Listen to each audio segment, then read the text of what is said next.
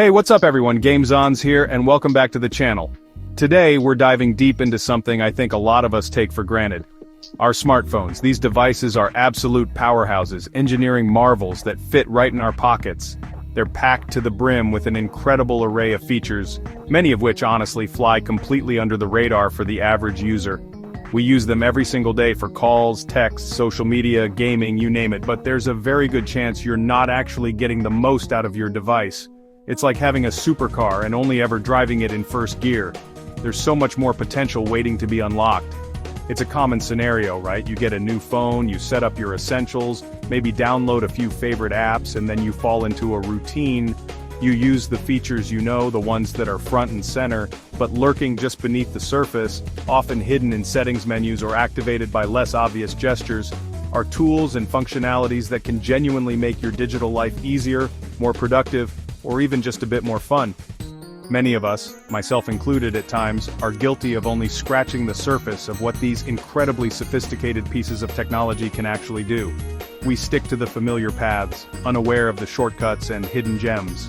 So, in this video, I want to change that. We're going on a bit of a treasure hunt through your smartphone's operating system, whether you're on Android or iOS, to uncover some of these lesser-known but super useful, hidden features. These aren't obscure developer settings you'll never touch. These are practical tools that, once you know about them, you might find yourself using all the time. We're talking about things that can enhance your productivity, creativity, and even accessibility. So grab your phone, maybe a notepad, and let's get into unlocking some of its hidden potential. You might be surprised by what your phone can already do, no extra apps required. Alright, first up, let's talk about something that, for a long time, felt like a missing piece in the core OS for many, a built-in screen recorder. For years, if you wanted to record your screen, especially on Android, you often had to venture into the Play Store, find a third-party app, and hope it was reliable, didn't have intrusive ads, or worse, compromise your privacy. It was an extra step, an extra app to manage, and the quality could be a mixed bag. But the good news is, those days are largely behind us for a significant number of smartphone users. Many Android phones now come with a screen recorder baked right into the system. I'm talking about Pixels, Samsung Galaxy devices, OnePlus phones, and many others. This native integration is a game changer, not just for convenience but also for performance and reliability. Because it's part of the OS, it tends to be more stable, better optimized for your specific hardware, and generally more trustworthy than a random app you might download. It's one of those features that, once you know it's there and how to use it, you'll wonder how you manage without it. So, where do you find this elusive screen recorder? On most Android devices that have it, it's surprisingly accessible. Typically, you can find it as a quick settings tile. You just swipe down from the top of your screen once or twice to reveal your full quick settings panel, and there it is, usually labeled screen record or something similar. If you don't see it immediately, you might need to edit your quick settings tiles and drag it into the active area. But once it's there, starting a recording is literally just a tap away. Now, the beauty of these built-in solutions is that they often offer a decent level of customization without being overly complicated. Before you hit record, you'll usually get a small pop-up or menu asking about your preferences. This can include things like whether you want to record audio, and if so, from what source. Your phone's internal audio, great for gameplay. Your microphone, perfect for narrating a tutorial, or perhaps both. Some even let you choose the video resolution or quality, giving you control over file size versus clarity. Let's think about the use cases because there are plenty. If you're a mobile gamer, this is huge. You can capture your epic wins, funny moments, or even review your gameplay to improve your skills, all without needing extra software that might bog down your phone's performance. The ability to record internal audio means you get that crisp game sound directly, not just what your microphone picks up from the speakers. This makes for much cleaner and more professional-looking and sounding clips if you're sharing them online. Beyond gaming, it's incredibly useful for creating quick tutorials or how-to guides. Imagine trying to explain to a family member how to change a specific setting on their phone.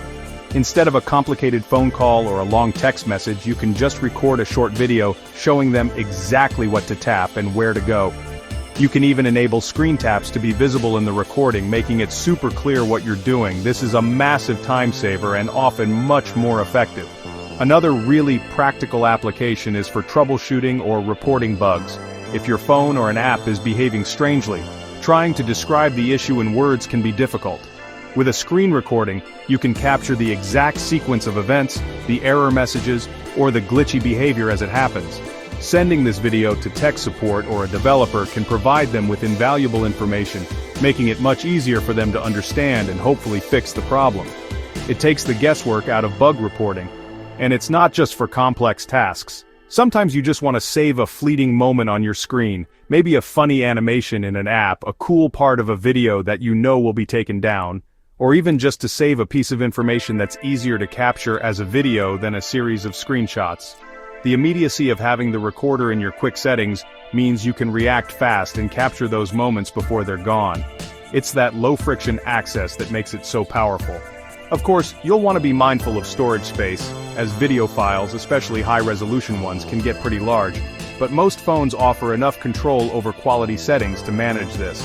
And some built-in recorders even offer basic editing tools like trimming the start and end of your recording so you can quickly clean it up before sharing or saving. It's these little thoughtful additions that elevate the feature from just being present to being genuinely useful. So if you're on Android and haven't explored this yet, take a moment to check your quick settings. Enabling and using the built-in screen recorder is a simple thing, but it unlocks a whole new way to interact with and share what's happening on your device. It's clean, it's integrated, and it's probably already there waiting for you. Definitely a feature worth knowing about. Alright, switching gears to the Apple ecosystem, iOS users have a really neat trick up their sleeves that many might not even be aware of: the back tap feature. This is one of those classic Apple implementations. Subtle, deeply integrated, and surprisingly customizable. Essentially, it turns the entire back of your iPhone into a touch-sensitive surface, allowing you to trigger actions by simply double-tapping or triple-tapping it. Think of it like having a couple of extra invisible buttons on your phone. This feature is part of Apple's Accessibility Suite, which is often a goldmine for universally useful features, and BackTap is a prime example. You can find it by diving into Settings, then Accessibility, then Touch, and scrolling down to BackTap. Once you're there, you'll see options for double tap and triple tap, and for each of these, you can assign a wide range of actions. It's this customizability that really makes BackTap shine. The list of actions you can assign is pretty extensive. You can use it for system functions like opening the Control Center, Notification Center, Spotlight Search, or even locking your screen. You can trigger accessibility features like Magnifier, VoiceOver, or Assistive Touch. You can even run Siri shortcuts, which opens up a whole world of possibilities for automating multi-step tasks with just a quick tap on the back of your phone. Imagine triple tapping to instantly start your Going for a Run playlist and log your workout. One of the common uses, and something the brief mentioned for customizing your home screen, isn't a direct customize home screen button, but you could, for example, assign BackTap to trigger a Siri shortcut that opens a specific app, or perhaps even a focus mode that changes your home screen layout if you've set that up with iOS 15 or later. So, while it's not a direct layout editor, it can be a quick way to access specific views or apps, which indirectly helps you get to your preferred home screen setup or state faster. The beauty of BackTap is its subtlety. There are no visible buttons, no interface elements to clutter your screen. It just works, often even through a case, though the sensitivity might vary slightly depending on the case thickness and material. Apple seems to have done a good job tuning the sensitivity to avoid accidental triggers while still being responsive enough for intentional taps. It uses the phone's accelerometer and gyroscope data to distinguish between an intentional tap and just regular movement. Consider the convenience this adds. Let's say you frequently use the screenshot function. Instead of the sometimes awkward button combination, you can set a double tap to instantly capture your screen. Or maybe you want quick access to the camera, assign it to a triple tap. It's about reducing the number of steps or the awkwardness of certain common actions, making your interaction with the phone feel a bit more fluid and personal. For productivity, if you're someone who constantly uses the app switcher, assigning that to a double or triple tap can be a real time saver. Or, if you often need to mute your phone quickly, setting BackTap to toggle silent mode can be incredibly handy in meetings or quiet environments. It's these little efficiencies that add up over the course of a day, making your device feel more like an extension of yourself. And because it integrates with Siri shortcuts, the potential is almost limitless. You could have a BackTap gesture that sends a pre-written text to a specific contact, controls your smart home devices, starts a specific playlist, or even logs your water intake in a health app. If you can create a shortcut for it, you can likely trigger it with back tap. This turns a simple tap into a powerful command center. It's worth experimenting with the different actions to find what works best for your workflow. What one person finds indispensable, another might rarely use. But the flexibility is there. Maybe a double tap for Control Center and a triple tap for Shazam to quickly identify a song. Or perhaps you prefer more accessibility-focused actions. The choice is yours, and that's what makes it such a compelling feature. So, for all you iPhone users out there, if you haven't explored BackTap, I highly recommend diving into those accessibility settings. It might take a little getting used to, remembering what you've assigned to each tap, but once it becomes muscle memory, it can genuinely change the way you interact with your iPhone, making common tasks quicker and more intuitive. It's a small feature with a big impact, hidden in plain sight. Chapter 3. Gesture Navigation, Swiping Your Way to a Cleaner Interface. Next up, let's talk about something that has become increasingly standard on modern smartphones. Yet some people might still be using the older button-based navigation out of habit. Gesture navigation. This feature, found on both Android and iOS, fundamentally changes how you move around your phone's interface, replacing the traditional on-screen back, home, and recents buttons with a series of intuitive swipes. It's all about maximizing screen real estate and creating a more immersive experience. The shift to gesture navigation wasn't just a cosmetic change, it was a significant rethinking of smartphone interaction. By removing the persistent navigation bar at the bottom of the screen, you get a little bit more vertical space for your content, whether you're browsing the web, watching a video, or scrolling through your social media feed. It might seem like a small amount, but on a device you look at hundreds of times a day, those extra pixels can make a difference, making the whole experience feel cleaner and less cluttered. On most Android phones, enabling gesture navigation is usually found in the display settings or system navigation settings. Once enabled, the core gestures are pretty consistent. Swipe up from the bottom edge to go home, swipe up and hold to see recent apps, and swipe in from the left or right edge to go back. It might take a little bit of getting used to if you're coming from years of button mashing, but most people adapt surprisingly quickly. iOS, of course, made a big push for gestures with the iPhone X and the removal of the physical home button. Their system is very similar. Swipe up from the bottom for home, swipe up and hold for the app switcher, and you can swipe along the bottom edge to quickly switch between recent apps. The back gesture is often integrated within apps themselves, swiping from the left edge, or is context-dependent. This consistency across the platform is a key part of the iOS experience.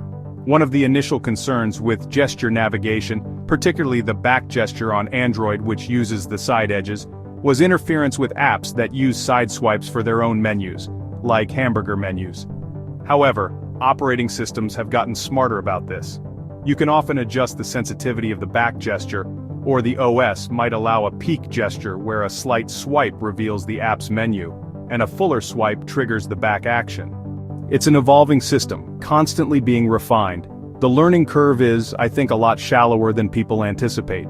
The gestures are designed to feel natural, swiping up to throw an app away and go home, or swiping from the side as if you're turning a page to go back. These motions have a certain physical intuition to them. After a day or two, it often becomes second nature, and going back to on-screen buttons can feel a bit clunky and restrictive. Moreover, gesture navigation often comes with some neat little tricks.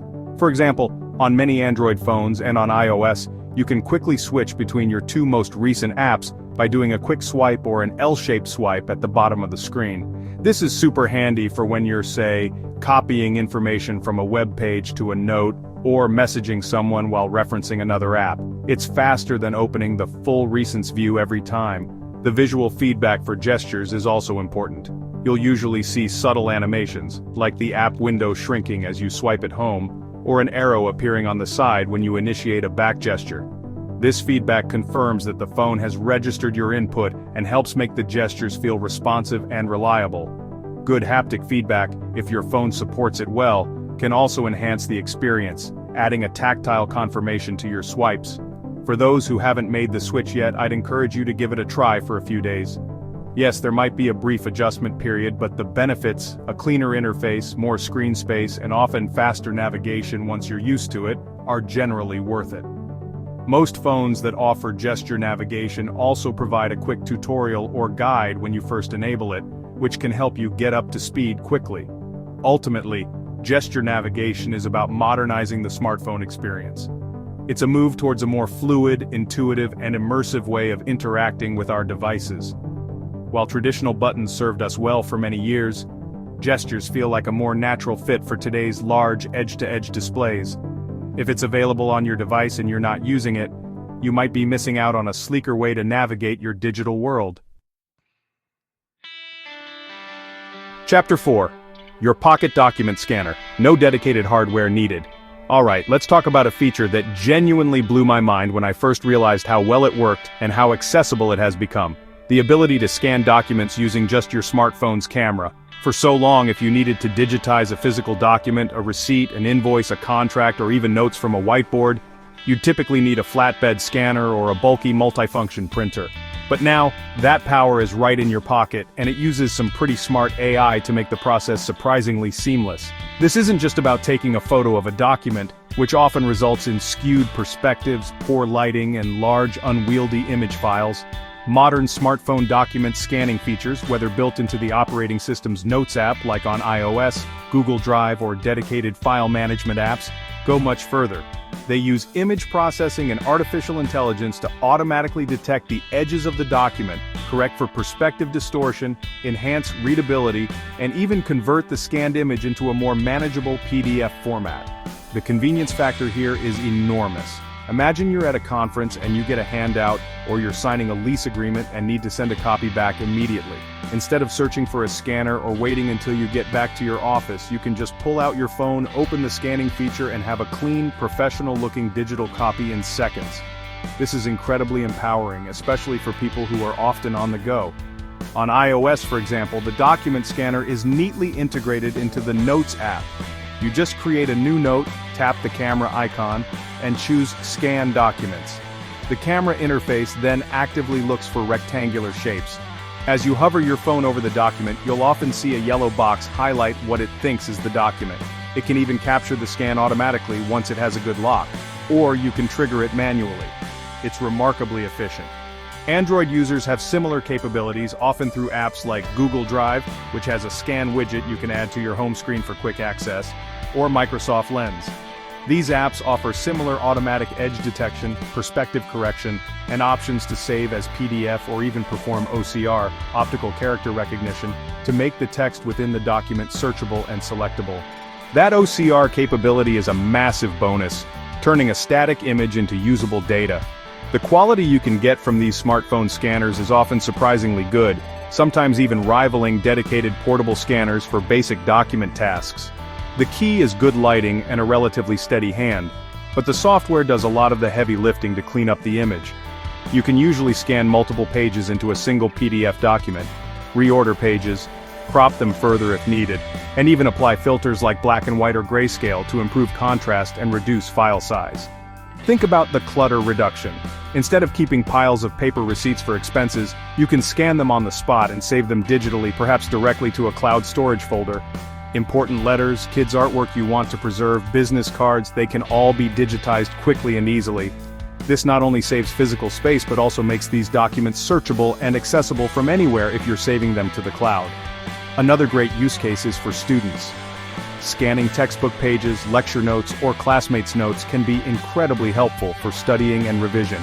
The ability to have all your study materials in a digital searchable format on your phone or tablet is a significant advantage. No more lugging around heavy books or binders all the time.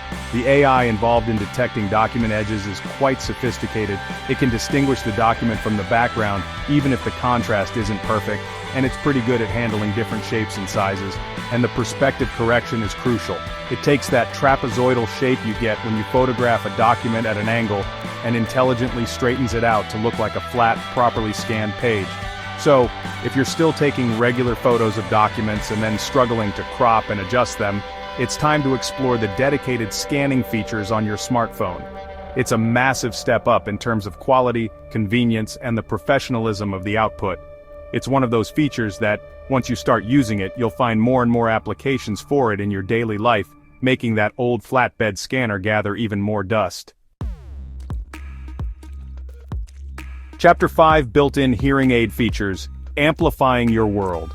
Now for the final feature we're covering today, and this one is genuinely mind-blowing in its potential impact, particularly for accessibility, the built-in hearing aid or sound amplification features that are increasingly common on smartphones.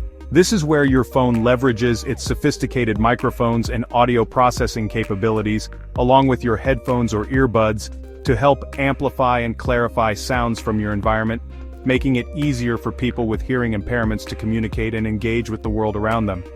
This isn't about replacing dedicated medically prescribed hearing aids, which are highly specialized devices. Instead, it's about providing a readily available tool that can offer significant assistance in certain situations, or for individuals with mild to moderate hearing loss who might not yet have or need a full hearing aid. The fact that this technology is built into a device millions already carry is what makes it so powerful and accessible.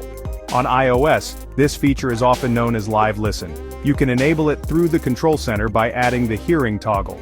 Once enabled, you can place your iPhone near the sound source you want to hear better, say, a person speaking across a noisy room, or a television, and the audio is picked up by the iPhone's microphone, processed, and then streamed directly to your AirPods or compatible made-for-iPhone hearing devices. It effectively turns your iPhone into a remote microphone. Android has similar functionalities, often found under accessibility settings, sometimes called Sound Amplifier or similar names. Google's Sound Amplifier app, for instance, allows you to customize sound enhancement, reduce background noise, and boost specific frequencies to match your hearing preferences. You can use it with wired or Bluetooth headphones, and it provides a visual interface to see how the sound is being adjusted. It's quite intuitive. The real magic here is in the audio processing. These features don't just make everything louder, which can be unhelpful or even painful. Instead, they intelligently analyze the incoming audio, working to distinguish speech from background noise, and then selectively amplify the important sounds while trying to suppress the unwanted ones. This can dramatically improve speech intelligibility in challenging listening environments like restaurants, busy offices, or family gatherings. Consider the scenarios where this can make a real difference. If you're in a lecture and struggling to hear the speaker, you could place your phone on the podium, with permission of course, and listen clearly through your earbuds. If you're watching TV with others and need the volume higher than everyone else prefers, you could use this feature to get a personalized audio stream. It can even help in one-on-one conversations in noisy places by focusing the microphone on the person speaking to you. The customization options are also key. Users can often adjust the level of amplification, and some apps allow for fine-tuning of different frequency bands, or applying noise reduction profiles. This means you can tailor the sound to your specific hearing needs, and the particular environment you're in. It's not a one-size-fits-all amplification, it's smarter than that. Beyond just amplification, some of these features also tie into other accessibility tools.